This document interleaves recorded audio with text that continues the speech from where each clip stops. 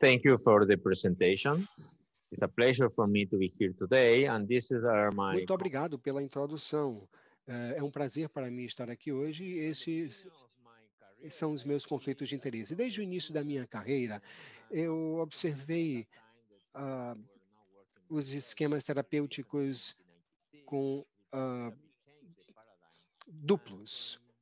E, infelizmente, não funcionavam muito bem. Esses anos, nós costumávamos utilizar essas drogas para tratar todos os pacientes. Ainda que tentássemos utilizar 4 drogas, nós começamos a trabalhar, por exemplo, com infecções agudas por HIV, pacientes com altíssimas cargas virológicas, mas com 4 drogas a coisa não funcionou muito bem. Nesta meta-análise, nós podemos ver muito bem que o aumento de 3 para 4 apenas trouxe mais eventos adversos para os pacientes, portanto, retrocedemos. Agora nós estamos de volta a 2 drogas em lugar de 3, e estes são todos os ensaios que demonstraram alguma eficácia com estes esquemas terapêuticos.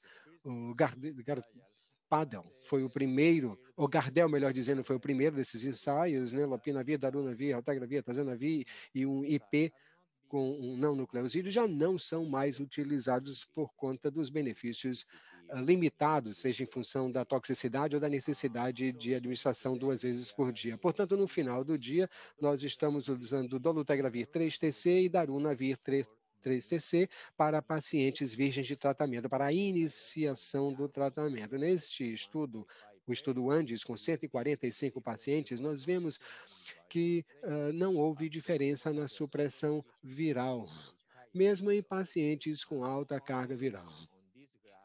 Neste gráfico, nós temos aqui dolutegravir, 3-TC. Depois de 2 anos de terapia, não houve diferença entre o braço triplo e o braço duplo. Portanto, dolutegravir, 3-TC se tornou o padrão da terapia dupla para pacientes virgens de tratamento em combinações de dose fixa, e é o que nós temos neste momento. Neste slide, nós vemos aí a eficácia comparativa da terapia dupla, comparando também com outras drogas recomendadas para o início, e nós vemos que a terapia dupla é melhor do que algumas coisas, como darunavir, tenofovir, FTC, ou quando associado também com melhorias na contagem de CD4 em comparação com bictegravir ou com darunavir. Mas ainda assim, olha, as diretrizes impõem ressalvas ou limitações na sua aplicação, como nós vemos aqui, as diretrizes DHHS e as diretrizes europeias estabelecendo ressalvas em todas essas 3 terapias duplas para a primeira linha. Nós tentaremos explorar nos próximos slides esses conceitos listados aqui. A durabilidade, na verdade, não é mais uma preocupação, pois os estudos Gemini ofereceram informações para 2 anos e informação coletiva para as 144 semanas de segmento, portanto, já temos muita informação para essa estratégia. No que diz respeito à eficácia em diferentes grupos, o único subgrupo que demonstrou um desempenho mais baixo foi exatamente aquele com uma contagem inferior a 200 CD4. Nesse estudo que nós vimos depois de 2 anos de segmento, a eficácia foi de 68% comparados com 87%. Mas quando nós observamos as razões reais da falha, nós notamos que apenas 3 pacientes dos 20 apresentaram uma retirada virológica confirmada. Os demais não apresentavam resultados, os resultados se deveram à descontinuação precoce, e por essa razão o FDA aprovou a utilização da terapia dupla no que diz respeito aos níveis de CD4. Entretanto, as diretrizes europeias ainda requerem que os pacientes apresentem mais de 200 a contagem de CD4. Mais estudos são necessários com relação ao quão rapidamente a carga viral é suprimida. E nós estamos trabalhando no Brasil com um ensaio clínico que explorará esta questão de desempenho em grandes amostras de participantes.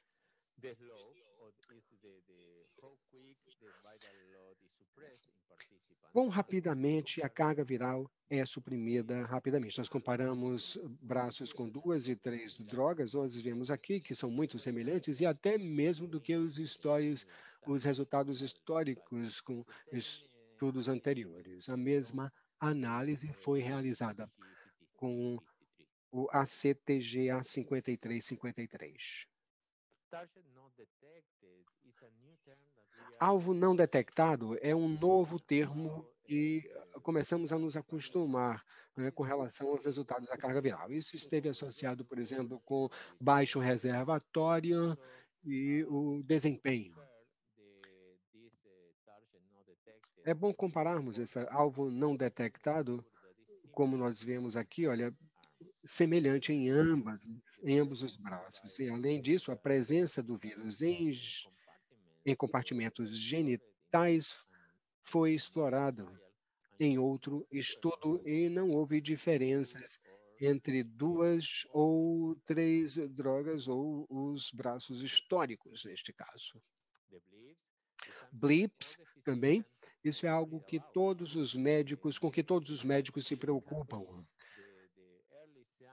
Nós podemos ter blips como sinais precoces de que o tratamento pode estar começando a falhar. Entretanto, os blips são muito frequentes em todos os participantes, em todos os ensaios, e neste estudo nós vemos que os blips foram similares em ambos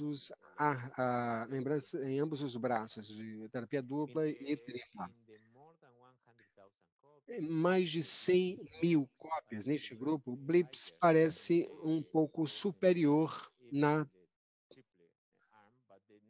no braço de terapia tripla, embora muito poucos também nessa classe.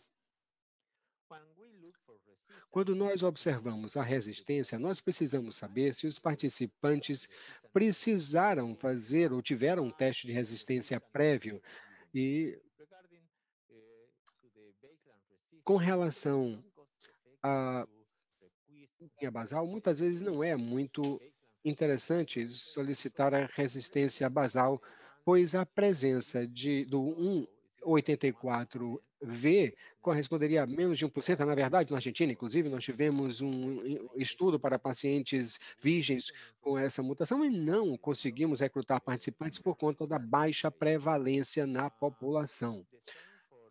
A mesma coisa para inibidores de integrase. Nesse estudo da Espanha, nós vemos aqui que apenas 2% dos participantes apresentaram essas polimorfinas no inibidores de integrase, que não causaram nenhum impacto na prática clínica. Portanto, neste momento,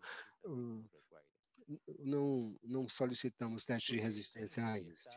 O estudo Gemini apresenta maior amostra para buscar a presença de resistência em pacientes que falham o tratamento e não encontramos qualquer evidência entre estes pacientes. A maioria da falha virológica se deveu à falta de adesão, os participantes tinham baixíssima carga viral e não conseguiu amplificar o teste de resistência, e achados semelhantes estão presentes também para Gardel e para o Andes, os dois estudos. É muito difícil encontrar essas resistências. O único participante que desenvolveu a resistência utilizou esse esquema documentado neste estudo, no ACTG 5353. Nesse caso, o paciente tinha uma longa história de adesão intermitente, aqui nós vemos os piques de carga viral, e também baixíssimas consistências de dolutegravir, que criou uma condição para a emergência da resistência depois de poucos meses de tratamento. São essas mutações aqui, né? O R263R, associados com a resistência a dolutegravir. Quando se voltou aqui à amostra, essa mutação já não estava presente no novo sequenciamento gerado, não presente nas 4 semanas, mas nós tivemos sim o M184V às 8 semanas, que depois foi identificado por sequenciamento. Trata-se de um fenômeno que pode acontecer, porém a sua frequência é baixíssima. E dados dos estudos Gemini asseguram que se trata de um fenômeno muito raro. Os biomarcadores devem melhorar quando o tratamento inicia e durante o tratamento. E de todos os biomarcadores, a relação CD8 é dos mais baratos e mais interessantes porque estão associados com inflamação do reservatório e a presença de comorbidades. Neste estudo, com coorte italiano, se sugere que essa relação está alterada em pacientes na terapia dupla. Entretanto, os resultados do nosso grupo do estudo Gardel e do estudo Andes demonstram que essa relação é semelhante entre os braços de terapia dupla e tripla. E aqui na Espanha, esse estudo é um estudo mais simples, não é um estudo com pacientes virgens de tratamento, mas muito interessante, e se mostra no estudo Dolen, braços de duplo e triplo foram semelhantes em termos de parâmetros neurológicos, inflamação do sistema nervoso central, e existe muita semelhança aqui. Este outro estudo espanhol mostra que, potencialmente, alguns biomarcadores podem apresentar uma expressão diferente em pacientes na terapia dupla. Isto é algo, contudo, que ainda precisa ser explorado, porque participantes na terapia dupla apresentaram mais dedímeros, mais potencial reativo, sugerindo, portanto, mais inflamação. Dados os impactos nas comorbidades e nos desfechos de longo prazo, é importante continuar a explorar isso em ensaios randomizados, porque algumas das ressalvas desses relatórios é de que a proporção de participantes em dolutegravir FTC era muito baixa e muitos desses participantes, a maioria, eram pacientes experimentados e não virgens de tratamento. Por isso, é importante continuar o estudo. No que diz respeito a mulheres, nós teremos mais informações desses estudos, onde se observa grande proporção de mulheres. Uma coisa que temos de ver é o impacto da terapia dupla em gestantes. Isto foi postergado por conta do estudo de CEPAMO, que provocou a redução, e também do dolutegravir, porque depois nós observamos que isso se tratava depois muito mais por problemas de nutrição do que impacto do dolutegravir propriamente dito, né? Por essa razão, as diretrizes do CDC e outras não estão proibindo o uso de dolutegravir em gestantes. Na verdade, nos Estados Unidos, o dolutegravir é o antirretroviral de preferência para mulheres gestantes, e o antirretroviral alternativo é algo que se observa também.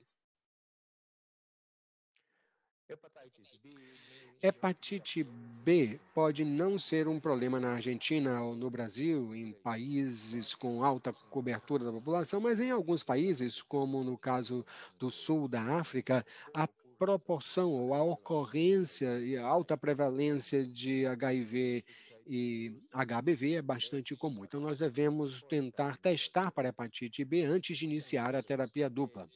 Nós podemos utilizar um teste rápido ou começar com a tripla e depois simplificar. Entretanto, há um risco de... O risco da monoterapia não é tão importante, porque, como nós vemos aqui nesse estudo, a prevalência da monoterapia com 3-TC e a resistência associadas à hepatite B é muito baixa nessa terapia, apenas 7%. E, finalmente, nós sabemos que isso está associado com inibidores de integrase com amplo uso de tenofovir, e neste estudo nós vemos que as mulheres que tomaram dolutegravir TAF possuíam ou tiveram um ganho de 6 quilos a mais do que mulheres com efavirenz e tenofovir. A diferença do tenofovir pode ser explicado pela perda de função e das mutações. Portanto, talvez um ganho menor de peso com um metabolizador mais lento, porém um metabolizador mais rápido, não. Isso é algo, contudo, que nós ainda precisamos explorar neste caso. E agora, nós temos o tratamento com inibidor de integrase e TAF numa única pílula. Portanto, precisamos decidir entre a terapia dupla ou tripla num esquema terapêutico único. Qual escolher? Não é preciso demonstrar a não inferioridade e evitar a toxicidade e fazer a mesma coisa com TAF e a terapia dupla. E o paciente precisa ser satisfeito. Mas nós também precisamos coletar informações de longo prazo e eventos de longo prazo com TAF. Nesse estudo, nós podemos ver que TAF talvez esteja associado a um risco maior de eventos cardíacos. Porém, esse estudo deve continuar buscando dados impactos em outras classes também. E, de maneira geral, a grande evidência que a utilização para a utilização de terapia dupla e mais evidência está chegando para a darunavir 3-TC. O esquema é conveniente, né? Menos possibilidade de resistência, com desfechos virológicos comparáveis. Agora nós temos um esquema terapêutico de pílula única, com o qual precisamos também comparar, e precisamos entender muito bem qual é melhor no contexto das diferentes combinações de drogas. Aqui nós temos os slides iniciais, né? Isso ainda precisa ser explorado mais, né? Nesse caso, durabilidade, a gente já falou, e é preciso observar a eficácia em mulheres gestantes. E, enfim, muito obrigado por sua atenção, muito obrigado, José Rivas, Dias, Pedro, por me ajudarem com os slides, e eu espero vê-los pessoalmente muito em breve. E cuidem-se com a Covid. Muito obrigado.